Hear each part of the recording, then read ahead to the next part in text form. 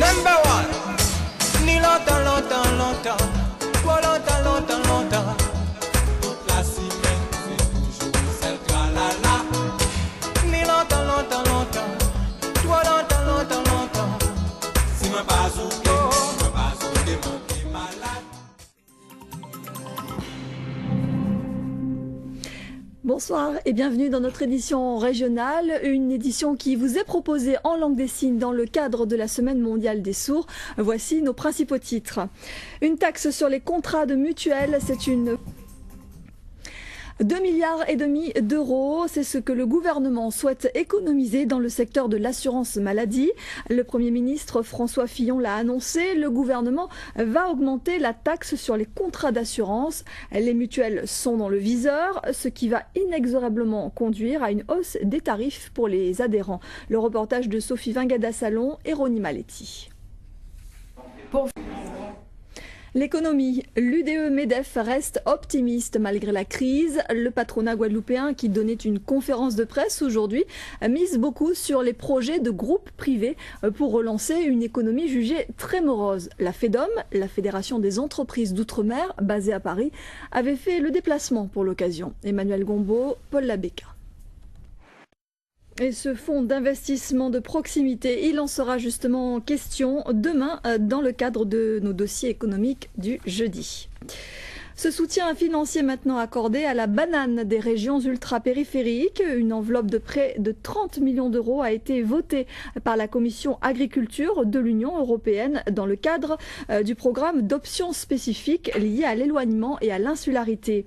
Sont concernés les producteurs des Canaries, de Madère, de Guadeloupe, de Martinique, qui devraient donc bénéficier d'une aide de 40 euros par tonne de bananes. Explications et réactions dans ce reportage de Jean-Charles Théobald et Olivier Duflo.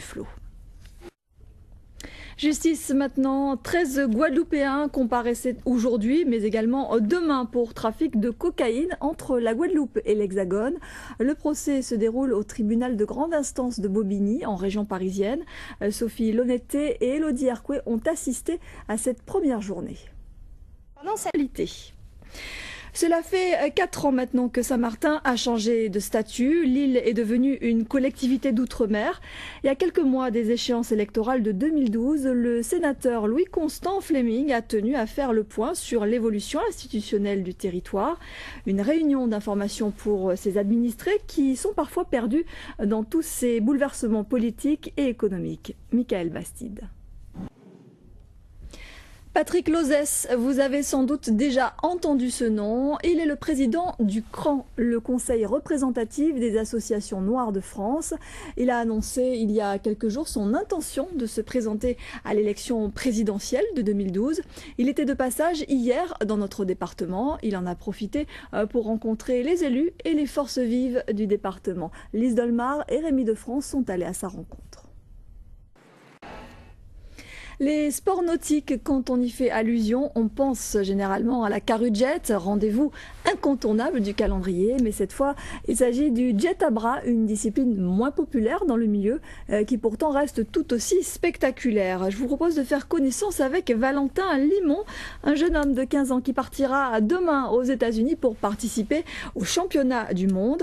Jérôme Boicas et Ronnie Maletti l'ont rencontré cet après-midi au Gosier. Je vous propose maintenant de découvrir le Cocola d'Hector Poulet. N'y voyez pas une invitation au voyeurisme, mais plutôt une approche linguistique de la sexualité en créole. Cocola, vous l'aurez deviné, c'est le titre de son dernier ouvrage qui éclaire le lecteur sur ce vocabulaire spécifique, souvent employé, mais parfois fustigé. Présentation avec Gérard César et Philippe Grenier. Avant de refermer ce journal, je vous en rappelle l'une des principales informations. À 20h10, votre émission en créole Tandakayou, nous caille parler des bœufs et cabrites au Suela. 20h50 du foot avec la rencontre Brésil-Argentine dans le cadre des rencontres super classico des Amériques. Un grand merci à notre traductrice Virginie Millière qui a permis ce soir aux sourds et malentendants de Guadeloupe de suivre ce journal. Demain à 13h, vous retrouverez Laura Séné. Nous, on se donne rendez-vous à 19h30. Passez une très belle soirée. Au revoir.